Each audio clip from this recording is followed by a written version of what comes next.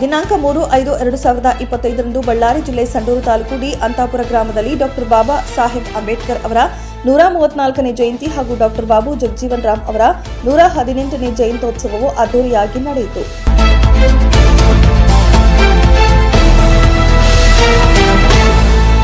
S ವೀಕ್ಷಕರೇ, ಚಿಕ್ಕಂತಾಪುರ ಕ್ರಾಸ್ನಿಂದ D Antapura ಗ್ರಾಮದವರೆಗೆ bike ರ್ಯಾಲಿಯ ಮುಖಾಂತರ ಬಾಬು ಜಗಜೀವನ್ ರಾಮ್ ಚರ್ಮ ಕೈಗಾರಿಕಾ ಅಭಿವೃದ್ಧಿ ನಿಗಮದ ಅಧ್ಯಕ್ಷರಾದ ಮುಂಡರಗಿ ನಾಗರಾಜ್ ಅವರನ್ನ ಬೈಕ್ನಲ್ಲಿ ಕೂರಿಸಿಕೊಂಡು ರ್ಯಾಲಿ ಮುಖಾಂತರ ಗ್ರಾಮಕ್ಕೆ ಕರೆತಂದರು. ತದನಂತರ ಗ್ರಾಮದಲ್ಲಿ ಡಾಕ್ಟರ್ ಬಾಬಾ ಸಾಹೇಬ್ ಅಂಬೇಡ್ಕರ್ ಅವರ ಸರ್ಕಲ್ ಅನಾವರಣಗೊಳಿಸಿ ವೇದಿಕೆ ಕಾರ್ಯಕ್ರಮವನ್ನು ಉದ್ಘಾಟಿಸಿ ಮಾತನಾಡಿದರು.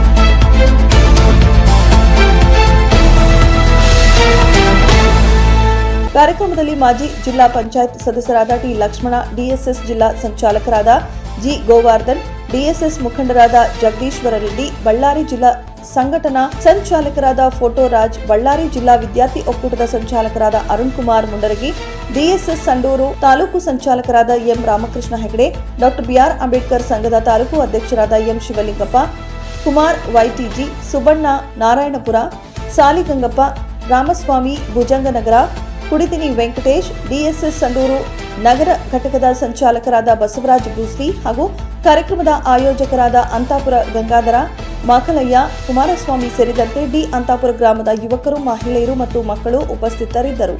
ವಿದ್ಯಾರ್ಥಿ ಒಕ್ಕೂಟದ ಸಂಚಾಲಕರಾದ ದುರ್ಗೇಶ್ ವೈಡಿವೈ ಕಾರ್ಯಕ್ರಮ ನಿರೂಪಿಸಿದರು.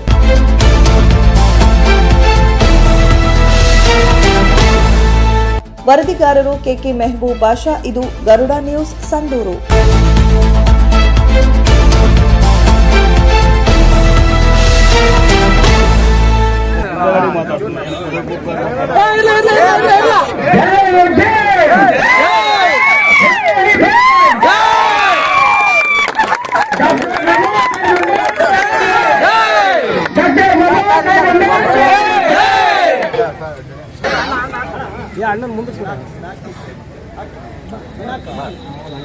ಎಲ್ಲ ಗಣ್ಯಮಾನ್ಯರ ನಾಯಕರುಗಳು ಬುದ್ಧ, ಬಸವ, ಅಂಬೇಡ್ಕರ್, ಕೃಷ್ಣಪ್ಪ ಅವರ ಎಲ್ಲ ಮಹನೀಯರ ಭಾವಚಿತ್ರವನ್ನು ಅನಾವರಣಗೊಳಿಸಿದ ಎಲ್ಲಾ ನಾಯಕರುಗಳಿಗೆ ತುಂಬ ಹೃದಯದ ಧನ್ಯವಾದಗಳು.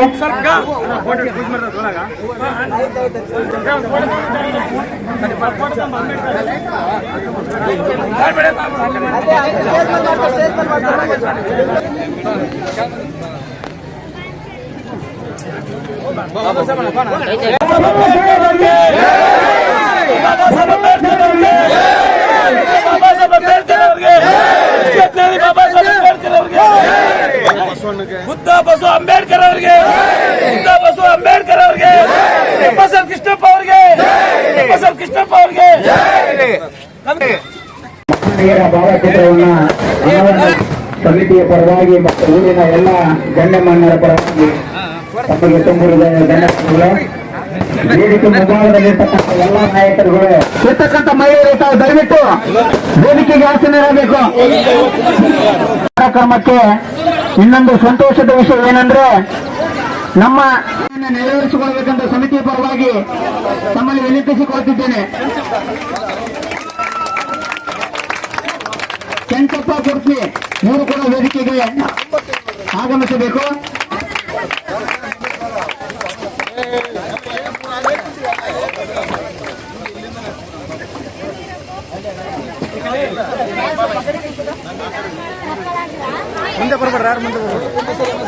ಚಪ್ಪಾಳೆಯ ಮೂಲಕ ಉದ್ಘಾಟನೆಯನ್ನು ನೆರವೇರಿಸಿಕೊಳ್ಬೇಕು. ವೇದಿಕೆ ಮುಂಭಾಗದಲ್ಲಿ ಇರ್ತಕ್ಕಂಥ ಎಲ್ಲರೂ ಚಪ್ಪಾಳೆ ಹೊಡಬೇಕೆಂದು ತಮ್ಮಲ್ಲಿ ವಿನಂತಿ.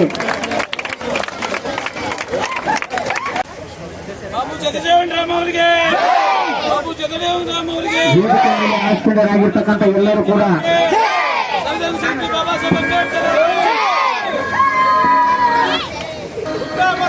ಧನ್ಯವಾದಗಳು. ಮುಖಾಂತರ ಈ ಕಾರ್ಯಕ್ರಮಕ್ಕೆ ಸ್ವಾಗತಿಸಿದ್ದೇವೆ. ಚಪ್ಪಾಳೆ ಮೂಲಕ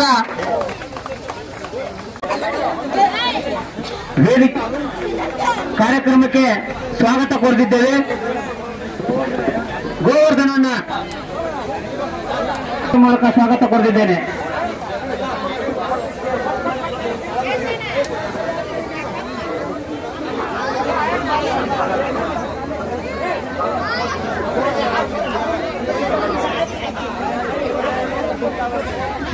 ಹಾಕುವುದರ ಮುಖಾಂತರ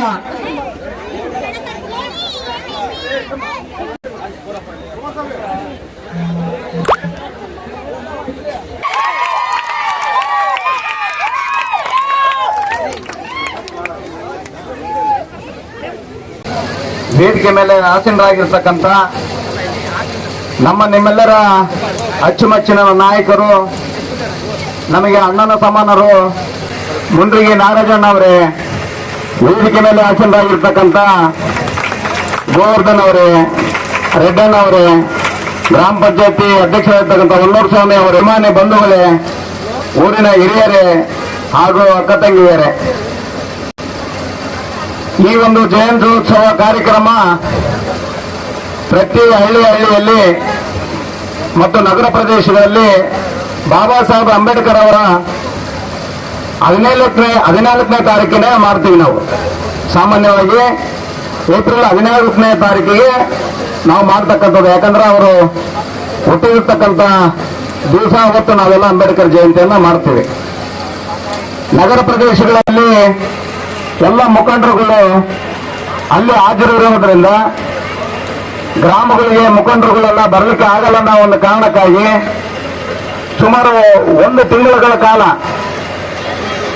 ಎಲ್ಲ ಹಳ್ಳಿಗಳಲ್ಲಿ ಮುಂಡ್ರಿಗಿ ನಾಗರಾಜಣ್ಣವರು ಸುಮಾರು ಎಲ್ಲ ಪ್ರತಿಯೊಂದು ಹಳ್ಳಿಗಳಲ್ಲಿ ಬರೀ ನಮ್ಮ ಜಿಲ್ಲೆ ಅಷ್ಟೇ ಅಲ್ಲ, ಬೇರೆ ಬೇರೆ ಜಿಲ್ಲೆಗಳಿಗೂ ಕೂಡ ಇವತ್ತು ಅಂಬೇಡ್ಕರ್ ಸಾಹೇಬರ ಒಂದು ಜಯಂತ್ಯೋತ್ಸವ ಅಷ್ಟೇ ಅಲ್ಲ, ಎಲ್ಲ ಜಯಂತ್ಯೋತ್ಸವ ಕಾರ್ಯಕ್ರಮಗಳು ಕೂಡ ಅವರು ಬಿಡುವಿಲ್ಲದೆ ಎಲ್ಲ ಕಡೆಗೆ ಹೋಗಿ ಅವರು ಜಯಂತ್ಯೋತ್ಸವವನ್ನು ಮಾಡ್ತಕ್ಕಂಥದ್ದು. ಇವತ್ತು ಕೂಡ ರಾಂಪುರದಲ್ಲಿ ಒಂದು ಅಂಬೇಡ್ಕರ್ ಜಯಂತ್ಯೋತ್ಸವ ಕಾರ್ಯಕ್ರಮವನ್ನು ಮುಗಿಸ್ಕೊಂಡು ಇವತ್ತು ಸಾಯಂಕಾಲ ನಿಮಗೆ 4:15ರಿಂದ 5 ಗಂಟೆಗೆ ಬರ್ತೀವಿ ಅಂತಂದು ಹೇಳಿದ್ರು, ಮಾತು ಕೊಟ್ಟಿದ್ರು.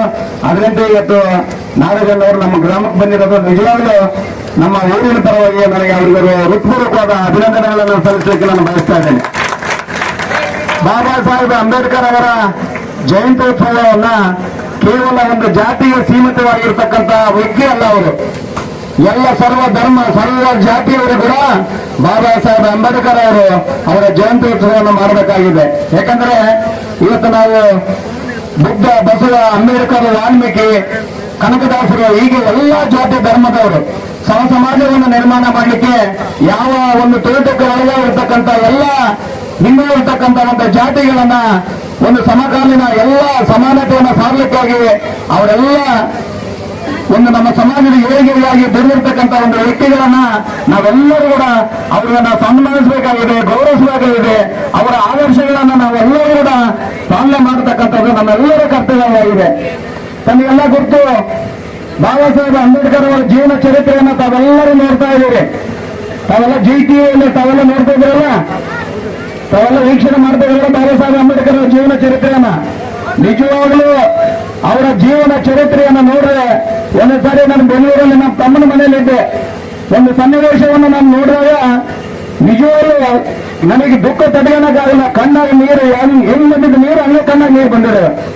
ಅಂದ್ರೆ ಆ ಮನುಷ್ಯ ಎಷ್ಟು ಕಷ್ಟಪಟ್ಟು, ಆ ಒಂದು ವ್ಯಕ್ತಿ ಎಷ್ಟು ಕಷ್ಟಪಟ್ಟು ಇಡೀ ಸಮಾಜಕ್ಕಾಗಿ ಎಲ್ಲರಿಗೆ ವರ್ಗ ಜನರಿಗಾಗಿ ಅವರು ಸಂವಿಧಾನವನ್ನು ಬರೆದುಕೊಟ್ಟಂತ ಒಂದು ಏಕೈಕ ವ್ಯಕ್ತಿ ಅಂದ್ರೆ ಬಾಬಾ ಸಾಹೇಬ್ ಅಂಬೇಡ್ಕರ್ ಅಂತ ಹೇಳಲಿಕ್ಕೆ ನಾನು ಬಯಸ್ತಾ ಇದ್ದೇನೆ. ಅವರು ವಿದೇಶದಲ್ಲಿ ಇರ್ಬೇಕಾದ್ರೆ ಅವ್ರ ಮಗ ತೀರ್ಕಂತಾನ, ಅಲ್ಲಿಗೆ ಟೆಲಿಗ್ರಾಮ್ ಹೋಗುತ್ತೆ. ವಿದೇಶದಲ್ಲಿ ಇರ್ಬೇಕಾದ್ರೆ ಟೆಲಿಗ್ರಾಮ್ ಹೋಗ್ತದೆ, ಇಲ್ಲಿಂದ ನಿನ್ ಮಗ ಸತ್ತಾನ ಅಂತ ಹೇಳಿ ಟೆಲಿಗ್ರಾಮ್ ಹೋಗ್ತದೆ. ಆ ಟೆಲಿಗ್ರಾಮ್ ಬಂದಿದ ತಕ್ಷಣದಲ್ಲಿ ಟೆಲಿಗ್ರಾಮ್ ನೋಡ್ತಾ ಕಣ್ಣೀರು ಹಾಕ್ತಾನೆ, ಮಗ ತೀರ್ಕೊಂಡಿರ್ತಾನೆ. ಅಲ್ಲಿಂದ ಇಲ್ಲಿ ಬರಕ ಫ್ಲೈಟ್, ಆಗಿನ ಕಾಲದಲ್ಲಿ ಫ್ಲೈಟ್ ಬರಕ ಅವೆಲ್ಲ ಬಹಳ ತುಂಬಾ ಕಷ್ಟ. ಅಂತ ಸಂದರ್ಭದಲ್ಲಿ ಕಣ್ಣೀರು ಹಾಕ್ತಾ ಪಕ್ಕದಲ್ಲಿರ್ತಕ್ಕಂಥ ಸ್ನೇಹಿತ ಹೇಳ್ತಾನೆ, ನಿನ್ನ ಮಗ ಸತ್ತಾನಂದ್ರೆ ಮತ್ತೆ ಇಲ್ಲೇ ಇದೆಯಲ್ಲಪ್ಪ ಹೋಗು ಅಂತ ಹೇಳಿ ಹೇಳ್ತಾರೆ. ಇಲ್ಲ ನನಗೆ ಹೋಗಕ್ಕಾಗಲ್ಲ, ನಾನು ಇಲ್ಲಿ ಹೋಗ್ಬೇಕಾದ್ರೆ ತುಂಬಾ ಸಮಯ ಬೇಕಾಗ್ತದೆ. ಆದ್ರೆ ನಾನು ಇವತ್ತೇನು ಲಕ್ಷಾಂತರ ಜನ ನನ್ನ ನಂಬಿಕೊಂಡಿದ್ದಾರೆ, ಅವರ ಸಲುವಾಗಿ ನಾನು ಇಲ್ಲಿ ಹೋಗಬೇಕಾಗಿದೆ, ನಾನೆಲ್ಲ ವಿದ್ಯಾಭ್ಯಾಸ ಪಡ್ಕೋಬೇಕಾಗಿದೆ. ಆ ಒಂದು ದೃಷ್ಟಿಯಿಂದ ನನಗೆ ಹೋಗಬೇಕಾಗಿಲ್ಲ. ನನ್ನ ಒಬ್ಬ ಮಗ ಸತ್ರ ಇಲ್ಲಿ ಪರವಾಗಿಲ್ಲ, ಲಕ್ಷಾಂತರ ಜನ ನನ್ನ ನಂಬಿರ್ತಕ್ಕಂಥ ಜನ ಇದ್ದಾರೆ ಅಂತ ಹೇಳಿ ಹೇಳಿರ್ತಕ್ಕಂಥ ವ್ಯಕ್ತಿ ಯಾರಾಗಿದ್ರೆ ಅದು ಬಾಬಾ ಸಾಹೇಬ್ ಅಂಬೇಡ್ಕರ್ ಅಂತ ಹೇಳಕ್ಕೆ ನಾನು ಬಯಸ್ತಾ ಇದ್ದೇನೆ. ಕೇವಲ ಅಂಬೇಡ್ಕರ್ ನಮ್ಮ ಜಾತಿಗೆ ಸೀಮಿತ ಆಗಿರ್ತಕ್ಕಂಥ ವ್ಯಕ್ತಿ ಅಲ್ಲ, ಎಲ್ಲ ಜಾತಿ ಧರ್ಮದವ್ರನ್ನ ವಿಶ್ವಾಸಕ್ಕೆ ತಗೋಬೇಕು. ಅವರ ಏನು ಆದರ್ಶಗಳನ್ನ ನಾವೆಲ್ಲರಿಗೂ ಅವರಿಗೆ ತಿಳಿಪಡಿಸಿಕೊಂಡು ಎಲ್ಲರೂ ವಿಶ್ವಾಸ ತಗೊಂಡು ನಾವೆಲ್ಲರೂ ಕೂಡ ಒಂದು ಒಳ್ಳೆ ಸಮಾಜವನ್ನು ನಿರ್ಮಾಣ ಮಾಡತಕ್ಕಂಥ ಒಂದು ಕೆಲಸವನ್ನು ನೀವೆಲ್ಲರೂ ಸೇರಿ ಮಾಡೋಣ. ಜಯಂತಿ ಹಾಗೂ ಡಾಕ್ಟರ್ ಬಾಬು ಜಗಜೀವನ್ ರಾಮ್ರವರ 118ನೇ ಜಯಂತ್ಯೋತ್ಸವದ ಶುಭಾಶಯಗಳು ತಿಳಿಸ್ತಾ ಇದ್ದೀನಿ. ಈ ವೇದಿಕೆ ಮೇಲೆ ಆಸೀನರಾಗಿರ್ತಕ್ಕಂಥ, ಈ ಸಭೆಯ ಅಧ್ಯಕ್ಷತೆ ವಹಿಸಿರ್ತಕ್ಕಂಥ ನಮ್ಮ ತಾಲೂಕಿನ ಸಂಡೂರು ತಾಲೂಕಿನ ತಾಲೂಕು ಸಂಚಾಲಕರಾಗಿರ್ತಕ್ಕಂಥ ರಾಮಕೃಷ್ಣ ಹೆಗಡೆ ಅವರೇ, ಅದೇ ರೀತಿಯಾಗಿ ಈಗ ತಾನೇ ನಿಮ್ಮನ್ನು ಉದ್ದೇಶಿಸಿ ಮಾತಾಡಿರ್ತಕ್ಕಂಥ ನನ್ನ ಆತ್ಮೀಯ ಸ್ನೇಹಿತರು, ಸಹೋದರರು, ಜಿಲ್ಲಾ ಪಂಚಾಯಿತಿಯ ಮಾಜಿ ಸದಸ್ಯರು, ಜನನಾಯಕರಾಗಿರ್ತಕ್ಕಂಥ ತುಮಟಿ ಲಕ್ಷ್ಮಣರವರೇ, ಅದೇ ರೀತಿಯಾಗಿ ಒಂದು ಕಾರ್ಯಕ್ರಮದಲ್ಲಿ ಭಾಗವಹಿಸಿರ್ತಕ್ಕಂಥ ನನ್ನ ಆತ್ಮೀಯ ಸಹೋದರರು, ಜಿಲ್ಲಾ ದಲಿತ ಸಂಘರ್ಷ ಸಂಸ್ಥೆ ಜಿಲ್ಲಾ ಸಂಚಾಲಕರಾಗಿರ್ತಕ್ಕಂಥ ಗೋವರ್ಧನ್ ಅವರೇ, ಅದೇ ರೀತಿಯಾಗಿ ನನ್ನ ಮತ್ತೊಬ್ಬ ಆತ್ಮೀಯ ಸ್ನೇಹಿತರು, ನಮ್ಮ ಈ ಸಮಾಜದ ಎಲ್ಲ ವಿಚಾರಗಳಲ್ಲೂ ನಮ್ಮ ಜೊತೆ ಒಡನಾಡಿಯಾಗಿ ಅಂಬೇಡ್ಕರ್ ಸಿದ್ಧಾಂತಗಳನ್ನು ಒಪ್ಪಿಕೊಂಡು ವಿಚಾರಗಳನ್ನು ಜನರಿಗೆ ತಿಳಿಸ್ತಕ್ಕಂಥ ನನ್ನ ಆತ್ಮೀಯ ಸ್ನೇಹಿತರಾಗಿರ್ತಕ್ಕಂಥ ಡಾಕ್ಟರ್ ಪಿ ಜಗದೀಶ್ವರ ರೆಡ್ಡಿ ಅವರೇ, ಅದೇ ರೀತಿಯಾಗಿ ಈ ವೇದಿಕೆ ಮೇಲೆ ಆಸೀನರಾಗಿರ್ತಕ್ಕಂಥ ಜಿಲ್ಲಾ ಸಂಘಟನಾ ಸಂಚಾಲಕರಾಗಿರ್ತಕ್ಕಂಥ ನಮ್ಮ ರಾಜು ಅವರೇ, ಗುರುದೇವ್ ಅವರೇ, ಮತ್ತು ತಾಲೂಕು ಅಂಬೇಡ್ಕರ್ ಸಂಘದ ಅಧ್ಯಕ್ಷರಾಗಿರ್ತಕ್ಕಂಥ ಶಿವಲಿಂಗಪ್ಪ ಅವರೇ, ಮುಂಭಾಗದಲ್ಲಿರ್ತಕ್ಕಂಥ ನಮ್ಮ ಕಮತೂರು ಮಲ್ಲೇಶ್ ಅವರೇ, ಈ ಒಂದು ಉಪನ್ಯಾಸ ನೀಡಲಿಕ್ಕೆ ಆಗಮಿಸಿರುವಂತ ಡಾಕ್ಟರ್ ಸ್ವಾಮಿ ಅವರೇ, ವೇದಿಕೆ ಮೇಲೆ ಆಸೀನರಾಗಿರ್ತಕ್ಕಂಥ ಬಹಳಷ್ಟು ಜನ ಇದ್ದಾರೆ, ಸುಬ್ಬಣ್ಣ, ಅರುಣ್ ಕುಮಾರ್, ಚೌಟಕ್ಕಂತ ಎಲ್ಲ ಮಹೇಶ, ಬ್ರೂಸ್ಲೆ, ಎಲ್ಲ ಹಿಂದೆ ಇರ್ತಕ್ಕಂಥ ಎಲ್ಲ ಗ್ರಾಮ ಪಂಚಾಯತಿ ಸದಸ್ಯರ, ಅಧ್ಯಕ್ಷರ, ಸ್ನೇಹಿತರೆ, ಈ ಗಂಗಾಧರ್ ಎಲ್ಲೋದ, ಈ ಎಲ್ಲ ಕಾರ್ಯಕ್ರಮದ ಉರುವಾರಿಗಳು ಗಂಗಾಧರ್ ಮೇಲೆ ಬಾಪ ಬಾರಲ್ಲ, ಚೇರ್ ಕುಂತ್ಕೊಳ್ಳಲ್ಲ, ಬಾರ ಕಣ ಬಾರ, ಪರವಾಗಿಲ್ಲಪ್ಪ. ನನ್ನ ಬುದ್ಧರು 12ನೇ ಶತಮಾನದಲ್ಲಿ ಸಮಾಜವನ್ನು ನಿರ್ಮಾಣ ಮಾಡಿ ಲಿಂಗಾಯತ ಧರ್ಮವನ್ನು ಸ್ಥಾಪನೆ ಮಾಡಿರ್ತಕ್ಕಂಥ ವಿಶ್ವಗುರು, ಸಾಂಸ್ಕೃತಿಕ ನಾಯಕ ಬಸವಣ್ಣವರ ಪ್ರತಿಮೆ, ಅದೇ ರೀತಿಯಾಗಿ ಈ ದೇಶಕ್ಕೆ ಸಂವಿಧಾನ ಕೊಟ್ಟಿರ್ತಕ್ಕಂಥ ಡಾಕ್ಟರ್ ಬಾಬಾ ಸಾಹೇಬ್ ಅಂಬೇಡ್ಕರ್ ಅವರ ಪ್ರತಿಮೆ, ಅದೇ ರೀತಿಯಾಗಿ ಕುಲವೆಂದು ಹೊರದಾಡಿರಂತ ಇರ್ತಕ್ಕಂಥ ಮಾತನ್ನು ಹೇಳಿ ಕುಲವ ನೆಲವನ್ನೇನು ಬಲ್ಲಿರ ಅಂತಕ್ಕಂಥ ವಿಚಾರವನ್ನು ಸಮಾನತೆಯನ್ನು ಸಾರಿರ್ತಕ್ಕಂಥ ಕನಕದಾಸರ ಪ್ರತಿಮೆಯನ್ನು, ಅದೇ ರೀತಿಯಾಗಿ ಈ ಅಣ್ಣ ತಮ್ಮಂದಿರ ಬಾಂಧವ್ಯ, ಸೀತಾಮಾತೆಯ ಪಾತಿವ್ರತೆ, ಶ್ರೀರಾಮನ ಆದರ್ಶ ಪುರುಷ ಮತ್ತು ಆಂಜನೇಯ ಸ್ವಾಮಿಯ ಭಕ್ತಿಯನ್ನು ತೋರಿಸಿರ್ತಕ್ಕಂಥ, ಈ ವಿಶ್ವಕ್ಕೆ ತೋರಿಸಿಕೊಟ್ಟಿರ್ತಕ್ಕಂಥ ಮಹರ್ಷಿ ವಾಲ್ಮೀಕಿಯ ಪ್ರತಿಮೆಯನ್ನು ಸ್ಥಾಪನೆ ಮಾಡಬೇಕಂತಕ್ಕಂಥ ವಿಚಾರ ಇಟ್ಕೊಂಡಿದ್ದೀವಿ ಅಂತ ಹೇಳಿದರು. ಈಗಾಗಲೇ ಲಕ್ಷ್ಮಣರು ಹೇಳಿದ್ದಾರೆ, ಆದ್ರೆ ನಾನು ಸ್ವಲ್ಪ ಅಲ್ಲಿ ವಿಚಾರಗಳು ಮಾತಾಡ್ತೀನಿ. ಸ್ನೇಹಿತರೆ, ಇವತ್ತು ಊರ್ನಾಗಿರ್ತಕ್ಕಂಥ ಎಲ್ಲ ಜನರಲ್ಲಿ ನನ್ನ ಮನವಿ ಇದೆ, ಮೇಲ್ವರ್ಗದ ಮೇಲ್ಜಾತಿಯ ಜನರು ಮತ್ತು ನಮ್ಮ ಜನಾಂಗದ ಜನರ ಹತ್ರ, ದಯಮಾಡಿ ಅಂಬೇಡ್ಕರ್ ಅವರು ಈ ಮೀಸಲಾತಿ ತಗೊಂಡು ಬಂದ್ರು ಅಂತ ನಿಮಗೆಲ್ಲ ಮಾಹಿತಿ ಇದೆ. ತಾವೆಲ್ಲರೂ ಅಂಬೇಡ್ಕರ್ ಅವರು SC/STಗಳಿಗೆ, ವಾಲ್ಮೀಕಿಗಳಿಗೆ, ಅವ್ರ ಜನರಿಗೆ ಕೊಟ್ಬಿಟ್ಟಾರಪ್ಪ, ನಮಗೇನು ಕೊಟ್ಟಿಲ್ಲ ಅಂತಕ್ಕಂಥ ಒಂದು ಮನೋಭಾವನೆ ತಮ್ಮ ಹತ್ರ ಇದೆ. ಸ್ನೇಹಿತರೆ, ಇವತ್ತು ನಾನು ಈ ಸಂದರ್ಭದಲ್ಲಿ ಹೇಳ್ತೀನಿ, ಈ ಮೀಸಲಾತಿ ಅಂತಕ್ಕಂಥ ವಿಚಾರ ಇದೆಯಲ್ಲ, ಇದು ಅಂಬೇಡ್ಕರ್ ತಂದು ಕೊಟ್ಟಿಲ್ಲ, ಇದು ನೀವು ಸ್ಪಷ್ಟವಾಗಿ ತಿಳ್ಕೋಬೇಕು. ಈ ಮೀಸಲಾತಿ ಅಂತಕ್ಕಂಥದ್ದೇ ಅಂಬೇಡ್ಕರ್ಗೆ ಸಂಬಂಧ ಇಲ್ಲ, ಈ ಮೀಸಲಾತಿ ಕೊಟ್ಟಿರ್ತಕ್ಕಂಥದ್ದು ಅಂಬೇಡ್ಕರ್ ಅಲ್ಲ. ಆಮೇಲೆ ವಿಶೇಷವಾಗಿ ಕೆಲವೇ ಜಾತಿಗಳಿಗೆ ಕೊಟ್ಟಿರ್ತಕ್ಕಂಥದ್ದು ಅಂಬೇಡ್ಕರ್ ಅಲ್ಲ. ಅಂಬೇಡ್ಕರ್ ಅವರು ಈ ಮೀಸಲಾತಿ ತಂದು ಕೊಟ್ರಲ್ಲ, ಅಂಬೇಡ್ಕರ್ ಕೊಟ್ಟಿದ್ದಲ್ಲ. ಈ ದೇಶದಲ್ಲಿ ಈ ಮೀಸಲಾತಿ 3 ಸಾರಿ ಜಾರಿ ಆಗ್ತದೆ. ಕೊಲ್ಲಾಪುರದಲ್ಲಿ ಛತ್ರಪತಿ ಶಾಹು ಮಹಾರಾಜ್ ಅಂತೇಳಿ ಆ ರಾಜ್ಯವನ್ನು ಆಳ್ತಾ ಇದ್ರು.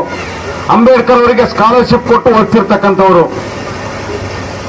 ಛತ್ರಪತಿ ಶಾಹು ಮಹಾರಾಜ್ ಅವರು 1902 ಅಂದ್ರೆ ಸ್ವತಂತ್ರ ಬರೋದಕ್ಕಿಂತ ಮುಂಚಿತವಾಗಿ, ಸ್ವತಂತ್ರ ಬರೋದಕ್ಕಿಂತ 45 ವರ್ಷದ ಮುಂಚಿತವಾಗಿ ಛತ್ರಪತಿ ಶಾಹು ಮಹಾರಾಜ್ ಅವರು ಅಲ್ಲಿ ಆ ರಾಜ್ಯದಲ್ಲಿ 50% ರಿಸರ್ವೇಶನ್ ಕೊಡ್ತಾರೆ. ಅವ್ರು ಯಾವ ಜಾತಿ ಹಾಗಾದ್ರೆ? ಬ್ರಾಹ್ಮಣರ, ಲಿಂಗಾಯತರ? ಅಲ್ಲ ಅಲ್ಲ, ಮಹಾರಾಷ್ಟ್ರದಲ್ಲಿ ಅವರು ಕುಣಿಬಿ ಜಾತಿ. ಕುಣಿಬಿ ಜಾತಿ ಅಂದ್ರೆ ಕುರುಬರಿಗೆ ಸಂಬಂಧಪಟ್ಟಿರ್ತಕ್ಕಂಥ ಜಾತಿ. ಅವರು ಬ್ಯಾಕ್ವರ್ಡ್ ಮಹಾರಾಜ, ಅವರು 50% ರಿಸರ್ವೇಶನ್ ಮೀಸಲಾತಿಯನ್ನು ಆ ರಾಜ್ಯಕ್ಕೆ ಕೊಟ್ಟರು. ಅದರ ನಂತರ ನಮ್ಮ ರಾಜ್ಯದಲ್ಲಿ ಇರ್ತಕ್ಕಂಥ ಗೋಲ್ರ ಮಹಾರಾಜ ಯಾದವ್, ಗೋಲ್ರ ಅಂದ್ರೆ ಗೊತ್ತಾಗ್ತದಲ್ಲ ಯಾದವ್ ಅಂದ್ರೆ, ಈ ನಮ್ಮ ರಾಜ್ಯದ ಮೈಸೂರಿನ ಮಹಾರಾಜ ನಾಲ್ವಡಿ ಕೃಷ್ಣರಾಜ ಒಡೆಯರ್ ಅವರು 1924ರಲ್ಲಿ 2ನೇ ಸಾರಿ 75% ರಿಸರ್ವೇಶನ್ ಕೊಟ್ಟರು. 75% ಈ ರಾಜ್ಯಕ್ಕೆ. ಈ ರಾಜ್ಯ ಇಡೀ ದೇಶದಲ್ಲಿ, ಭಾರತ ದೇಶದಲ್ಲಿ ಯಾಕೆ ವಿಭಿನ್ನವಾಗಿದೆ, ಯಾಕೆ ನಾವು ಮುಂದುವರೆದಿದ್ದೀವಿ, ಯಾಕೆ ನಮ್ಮಲ್ಲಿ ಜಾಸ್ತಿ ಇಂಜಿನಿಯರ್ಸ್ ಇದ್ದಾರೆ, ಡಾಕ್ಟರ್ಸ್ ಇದ್ದಾರೆ, ಬೇರೆ ಬೇರೆ ದೇಶಕ್ಕೆ ಹೋಗ್ತಾ ಇದ್ದಾರೆ. ಬರುತ್ತೆ, ಎಲ್ಲಿ ಬರುತ್ತೆ? ಪೂನಾ ನಗರ, ಬಾಂಬೆ ಪೂನ್ ಅಂತಿದೆಯಲ್ಲ, ಪೂನಾ ನಗರದಲ್ಲಿ ಒಂದು ಎರವಾಡ ಜೈಲ್ ಅಂತ ಐತೆ, ಎರವಾಡ ಜೈಲ್ ಅಂತ. ಈ ಜೈಲಲ್ಲಿ ಸಂಜೆ 5 ಗಂಟೆಗೆ ರಿಸರ್ವೇಶನ್ ಬರುತ್ತೆ ಸ್ನೇಹಿತರೆ. ಇವತ್ತೊಂದು ಮೀಸಲಾತಿ ತಗೊಳ್ತಾ ಇದೀವಲ್ಲ ನಾವೆಲ್ಲ, ಈ SC ST ಹಿಂದುಳಿದ ವರ್ಗ, ಅಲ್ಪಸಂಖ್ಯಾತರು, ಲಿಂಗಾಯತರು, ಬ್ರಾಹ್ಮಣರು, ಏನು ಮೀಸಲಾತಿ ಪಡಿತಾ ಇದ್ರಲ್ಲ ನೀವೆಲ್ಲ, ಇದೆಲ್ಲ ಬಂದಿದ್ದು ಸ್ವತಂತ್ರ ಪೂರ್ವದಲ್ಲಿ. ಇದು ಅಂಬೇಡ್ಕರ್ಗಿಂತ ಮುಂಚೆ ಬಂದಿತ್ತು. ಆದ್ರೆ ಅಂಬೇಡ್ಕರ್ ಅವರು ಅದನ್ನ ಸಂವಿಧಾನ ಬರಬೇಕಾದ 1950ರಲ್ಲಿ ಈ ಮೀಸಲಾತಿಯನ್ನು ಅದಕ್ಕೆ ಸೇರಿಸ್ತಾರೆ.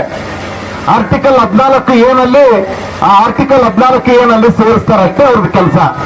ಅವಾಗ ಹೇಳ್ತಾರೆ, ಈ ಮೀಸಲಾತಿಯಿಂದ ನಮ್ಮ ಜನರೇನು ಉದ್ಧಾರ ಆಗೋದಿಲ್ಲ, ಈ ಮೀಸಲಾತಿ ಕೇವಲ 10 ವರ್ಷ ಇರ್ಬೇಕಂತ ಬರೀತಾರೆ. ಕಾಲಕ್ರಮೇಣ ಬಂದಿರತಕ್ಕಂಥ ಸರ್ಕಾರಗಳು ಮುಂದುವರಿಸಿಕೊಂಡು ಹೋಗಿದ್ದಾರೆ. ನಾನು ಯಾಕೆ ಈ ಮಾತು ಹೇಳ್ತೇನೆಂದ್ರೆ, ಮೇಲ್ವರ್ಗದ ಜನರಿಗೆ ನಿಮಗೆ ಮನವರಿಕೆ ಆಗಬೇಕು. ಈ ಮೀಸಲಾತಿ ಅಂಬೇಡ್ಕರ್ ಬರೆದಿದ್ರು ಸಹ ಸಂವಿಧಾನದಲ್ಲಿ, ಅದು ಬರೀ SC ST ಗಳಿಗೆಲ್ಲ. ಇವತ್ತೇನು ಕುರುಬ, ಕಂಬಾರ, ಬೇಡ, ಬೆಸ್ತ, ಗೊಲ್ಲ, ಅಜಾಮ, ಈ ಎಲ್ಲ ಜಾತಿಗಳಿದಾರಲ್ಲ, ಲಿಂಗಾಯತ, ಇವರೆಲ್ಲರಿಗೂ ರಿಸರ್ವೇಶನ್ ಕೊಡ್ತಿರೋದೇ ಅಂಬೇಡ್ಕರ್ ಬರೆದಿರ್ತಕ್ಕಂಥ ಸಂವಿಧಾನದ ಅಡಿಯಲ್ಲಿ. ಬ್ರಾಹ್ಮಣರಿಗೆ ಕೊಡ್ತಿರೋದು ಸಂವಿಧಾನದ ಅಡಿಯಲ್ಲಿ.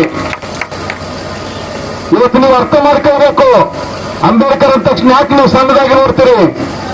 ಏನ್ ಪ್ರಾಬ್ಲಮ್ ಆಗಿದೆ ನಿಮಗೆ ಅವರಿಂದ? ದಯಮಾಡಿ ಅರ್ಥ ಮಾಡ್ಕೊಳ್ಬೇಕಾಗಿದೆ ಸ್ನೇಹಿತರೆ. ಯಾಕಂತಂದ್ರೆ ಈ ದೇಶಕ್ಕೆ ಕಾನೂನು ಬರ್ಕೊಟ್ರು, ಬರೀ SC ST ಬರ್ಕೊಟ್ರ? ಸಂವಿಧಾನ ಬರ್ಕೊಟ್ರು, ಬರೀ SC ST ಬರ್ಕೊಟ್ರ? ಈ ದೇಶದಲ್ಲಿ ಇರ್ತಕ್ಕಂಥ 6400 ಜಾತಿ ಜನರು ಈ ಸಂವಿಧಾನದ ಅಡಿಯಲ್ಲಿ ಇದೀವಿ ನಾವೆಲ್ಲರೂ. ಈ ದೇಶದಲ್ಲಿ ಇರ್ತಕ್ಕಂಥ 6 ಧರ್ಮದ ಜನರು ಈ ಸಂವಿಧಾನದಲ್ಲಿ ಇದೀವಿ ನಾವೆಲ್ಲರೂ. ಇವತ್ತು ಸಂವಿಧಾನ ಎಷ್ಟು ಜೋರಾಗಿದೆ, ಎಷ್ಟು ಸ್ಟ್ರಾಂಗ್ ಆಗಿದೆ ಅಂತಂದ್ರೆ, ಇವತ್ತು ಕ್ರಿಶ್ಚಿಯನ್ರಿಗೆ ಬೈಬಲ್ ಅವ್ರ ಧರ್ಮಗ್ರಂಥ, ಮುಸ್ಲಿಮಾನರಿಗೆ ಕುರಾನ್ ಅವರಿಗೆ ಧರ್ಮಗ್ರಂಥ, ನಮಗೆ ಹಿಂದೂಗಳಿಗೆ ಭಗವದ್ಗೀತೆ ನಮಗೆ ಧರ್ಮಗ್ರಂಥ. ಭಗವದ್ಗೀತೆ ನಾವು ಒಪ್ಕೊಳ್ತೀವಿ, ಮುಸ್ಲಿಮಾನರು ಕುರಾನ್ ಒಪ್ಕೊಂತಾರೆ, ಕ್ರಿಶ್ಚಿಯನ್ಸು ಬೈಬಲ್ ಒಪ್ಕೊಂತಾರೆ. ಅವರವರ ಧರ್ಮಗಳನ್ನ ಪಾಲನೆ ಮಾಡ್ತಾರೆ. ಇವೆಲ್ಲದಕ್ಕೆ ಎಲ್ಲಾ ಜನರು ಒಪ್ಕೊಳ್ತಕ್ಕಂಥ ಒಂದೇ ಧರ್ಮ, ಅದು ಯಾವುದು ಗ್ರಂಥ ಅಂತಂದ್ರೆ ಅದು ಸಂವಿಧಾನ ಗ್ರಂಥ ಸ್ನೇಹಿತರೆ. ಯಾಕಂತಂದ್ರೆ ಈ ಸಂವಿಧಾನ ಗ್ರಂಥವನ್ನು ಎಲ್ಲರೂ ಒಪ್ಪಿಕೊಳ್ಳಬೇಕು. ಯಾಕಂದ್ರೆ ಮುಸ್ಲಿಮ್ಸ್ ಭಗವದ್ಗೀತೆ ಒಪ್ಕೊಳ್ಳೋದಿಲ್ಲ, ಕ್ರಿಶ್ಚಿಯನ್ಸು ಕುರಾನ್ ಒಪ್ಕೊಳ್ಳೋದಿಲ್ಲ, ಅದೇ ಬೈಬಲ್ನ ಮುಸ್ಲಿಮ್ಸ್ ಒಪ್ಕೊಳ್ಳೋದಿಲ್ಲ. ಆದ್ರೆ ನಾವೆಲ್ಲ ಸೇರ್ಕೊಂಡು ಒಪ್ಕೊಳ್ಳೋದು ಯಾವುದನ್ನ? ಸಂವಿಧಾನವನ್ನು. ಇದು ನಮಗೆ ಧರ್ಮ ಗ್ರಂಥ. ಅದಕ್ಕೋಸ್ಕರ ಅದ್ರ ಜೊತೆಗೆ ಇನ್ನೊಂದು ಮಾತು ಹೇಳ್ತೀನಿ, ನೀವೆಲ್ಲರೂ ಇನ್ನೊಂದು ತಪ್ಪು ತಿಳ್ಕೊಂಡಿದ್ದೀರಿ. ಇವತ್ತು ನಿಮ್ಮ ಊರಿನಲ್ಲಿ ಗ್ರಾಮ ಪಂಚಾಯತ್ ಸದಸ್ಯರಿದ್ದಾರೆ, ತಾಲೂಕ್ ಪಂಚಾಯತಿ, ಗ್ರಾಮ ಪಂಚಾಯತಿ, ತಾಲೂಕ್ ಪಂಚಾಯತಿ, ಜಿಲ್ಲಾ ಪಂಚಾಯತಿ, MLA, MP, minister, prime minister, ರಾಷ್ಟ್ರಪತಿ, ಇವರೆಲ್ಲ ಆಗ್ತಾರಲ್ಲ, ಓಟ್ ಹಾಕ್ತೀವಲ್ಲ, ಓಟು ಈ ಓಟ್ ಎಲ್ಲಿತ್ತು? ಯಾರು ತಂದ್ಕೊಟ್ರು ಈ ದೇಶಕ್ಕೆ? ಯಾರು ತಂದ್ಕೊಟ್ರು ಗೊತ್ತಿದೆ ನಿಮಗೆ? ಈ ದೇಶದಲ್ಲಿ ಓಟ್ ಮಾಡುವಂತ ಹಕ್ಕು ಯಾರಿಗಿರ್ಲಿಲ್ಲ ಸ್ನೇಹಿತರೆ. 1919ರಿಂದ ಆಚೆ ಸುಮಾರು 100 ವರ್ಷ ಹಿಂದ್ಗಡೆ, 120 ವರ್ಷ ಹಿಂದ್ಗಡೆ ಈ ದೇಶದಲ್ಲಿ, 105 ವರ್ಷ ಹಿಂದ್ಗಡೆ ಈ ದೇಶದಲ್ಲಿ ಓಟ್ ಮಾಡುವಂತ ಹಕ್ಕಿರ್ಲಿಲ್ಲ. ಕೇವಲ ಈ ದೇಶದಲ್ಲಿ 4 ಜನರಿಗೆ ಮಾತ್ರ ವೋಟ್ ಮಾಡತಕ್ಕಂತ ಹಕ್ಕಿತ್ತು. ಯಾರಿಗಿತ್ತು ಹಾಗಾದ್ರೆ? ಯಾರು ಈ ದೇಶದಲ್ಲಿ ಆಗಿನ ಕಾಲದಲ್ಲಿ ಡಿಗ್ರಿ ಓದ್ಕೊಂಡಿದ್ರು ಆ ಸಂದರ್ಭದಲ್ಲಿ ಅವ್ರಿಗೆ ವೋಟ್ ಮಾಡುವಂತ ಹಕ್ಕಿತ್ತು.